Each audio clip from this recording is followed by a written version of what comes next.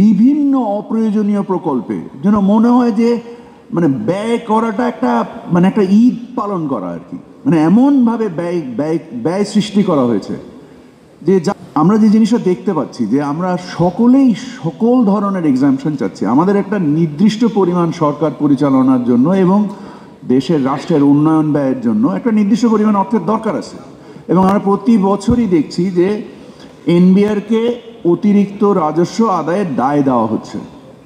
তো আমরা যখন মানে দায়িত্ব না নিয়ে প্রস্তাবনাগুলো দিব, তখন এনবিআরও দায়িত্ব না নিয়ে বিভিন্ন রকমের কর আমাদের উপরে আরোপ করবে। সো আমি মনে করি যে আমাদের রেসপন্সিবিলিটি হচ্ছে একটা কালেকটিভ ফোরাম তৈরি করা, এবং দিস ইজ দ্য ফোরাম। এবং এখানে ব্যবসায়িক নেতৃবৃন্দরা যারা প্রস্তাব আকারে নিয়ে আসবেন, আমি তাদেরকে অনুরোধ করব যে এরকম ঢাউস সাইজের প্রস্তাব না নিয়ে এসে দায়িত্বশীলতার সাথে এঙ্গেজ হওয়া। এনবিআর এর সাথে ব্যবসায়ীদের সমস্যাটা কোন জায়গায় যদি আমি মোটা দাগে দেখি, সেটা হচ্ছে যে কাস্টমস মানে মানে ট্যাক্স লেভেলে তো আমি বললামই যে আমাদের এই যে শূন্য রিটার্ন দেওয়া বা দেওয়া, কাস্টমস লেভেলে ভ্যালুয়েশন নিয়ে একটা কথা হচ্ছে আমাদের আমদানি পর্যায়ে, রিফান্ড আমাদের সেটা এটি বা এআইটি রিফান্ড ইস্যু হতে পারে, আমাদের বন্ড রিলেটেড ইস্যু যে বন্ডের কারণে আমাদের স্থানীয় শিল্প ক্ষতিগ্রস্ত হচ্ছে মারাত্মকভাবে। অ্যাট দ্য সেম টাইম আমাদের বন্ড রপ্তানি সহায়ক ভূমিকা পালন করছে।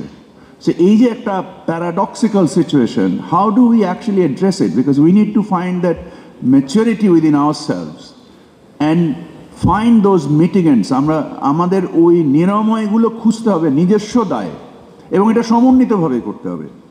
এবং আমরা যদি দেখি যে আমাদের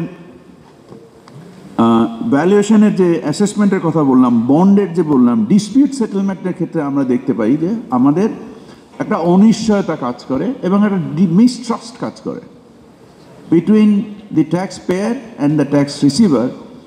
এই যে ডিস্ট্রাস্ট কাজ করে, আমরা অ্যাজ অ্যান অ্যাসোসিয়েশন আমরা কি খাত ভিত্তিক কোনো ব্যবস্থা নিতে পারি না? আমরা আমার কলিগ বিডা চেয়ারম্যান বলে গেলেন যে মার্কেট শেয়ার এবং ট্যাক্স শেয়ার কোলাবোরেট করছে না আমাদের অনেকের ক্ষেত্রেই। আমরা কেন? কারণ যদি আমরা একটা ন্যায়ভিত্তিক ব্যবস্থা প্রতিষ্ঠা করতে পারি, একটা যদি লেভেল প্লেইং ফিল্ড আমরা প্রতিষ্ঠা করতে পারি, আমি নিশ্চিত যেটা সকলের জন্য, সামগ্রিকভাবে দেশের জন্য, ব্যবসার জন্য। কারণ আমরা দেখেছি যে ফ্যাসিস্ট আমলে কিভাবে ক্রোনিস তৈরি হয়েছে এবং কিভাবে অর্থনীতির মানে একটা এই যে ৯/৬ একটা প্রস্তাব আসলো, আমরা দেখেছি ৯/৬ দেশের অর্থনীতির কি পরিমাণ ক্ষতি করেছে। এবং এই যে ব্যয়ের মহোৎসব করে আমরা এখনো মন্ত্রণালয়ে বসে দেখতে পাই যে বিভিন্ন অপ্রয়োজনীয় প্রকল্পে যেন মনে হয় যে মানে ব্যয় করাটা একটা মানে একটা ঈদ পালন করা আর কি, মানে এমনভাবে ব্যয় ব্যয় ব্যয় সৃষ্টি করা হয়েছে যে যার কোনো প্রয়োজনই নাই।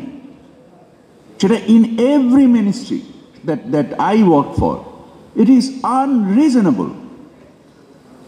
তো আমার কথা হচ্ছে যে আমরা দায়িত্বশীলতা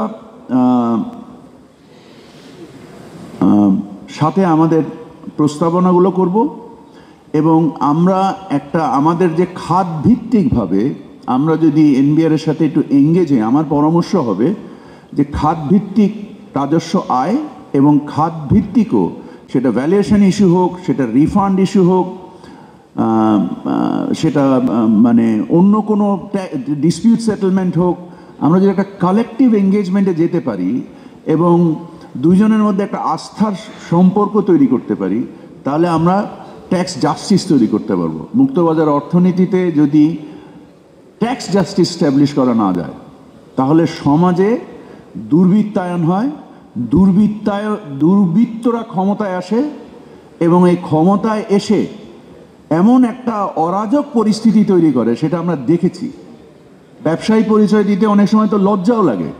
বিগত পার্লামেন্টে যেভাবে ব্যবসায়ীরা প্রতিনিধিত্ব করে দুর্বৃত্তায়নকে একটা সাংবিধানিক মানে মানে একটা দিয়ে ফেলেছিল, মানে মোটামুটি একটা পরিবেশ দিয়ে ফেলেছিল। অতএব আমি বলবো যে আপনারা যারা প্রতিনিধি নির্বাচন করবেন, যোগ্য প্রতিনিধিত্বশীল নিয়ে আসেন বাণিজ্য সংগঠনেও, এবং তারা যেন সঠিকভাবে যারা মানে রাষ্ট্রের যে দায় এটা উপলব্ধি করানোর ক্ষেত্রে অ্যাপ্রোপ্রিয়েট প্রেজেন্টেশনের মাধ্যমে, মিনিংফুল এক্সচেঞ্জের মাধ্যমে আমরা যেন উত্তর একটা ন্যায়ভিত্তিক সমাজ তৈরি করতে পারি সকলের জন্য, সেই আকাঙ্ক্ষা নিয়ে আমি আজকে আমার কথা শেষ করব।